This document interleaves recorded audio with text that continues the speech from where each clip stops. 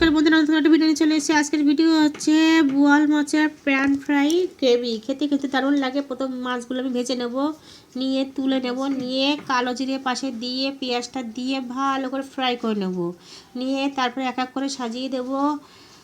তো দেখুন বন্ধুরা, আমার ভাজা হয়ে গেছে। তো হলুদ, লঙ্কার গুঁড়ো, ধনের গুঁড়ো আর নুন, মিষ্টি ব্যাস দিয়ে ভালো করে ভেজে নেব, নিয়ে তারপরে চিলি সস দিয়ে ভালো করে সাঁতলিয়ে জল দিয়ে মাছগুলো দিয়ে এক এক করে ফুটিয়ে নেব, নিয়ে ধনেপাতা গাছের ভালো করে দিয়ে দিলাম, ছড়িয়ে দিয়ে শাহি গরম মশলা দিয়ে ভালো করে ফুটিয়ে মাখো মাখো করে নামিয়ে নেব।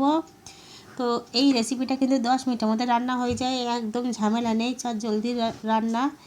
একবার খেলে মনে হয় বারবার খাই। তো দেখুন মাংসের মতন পুরো লাগছে মাছটা খেতে, ও বলছে কি দারুণ হয়েছে।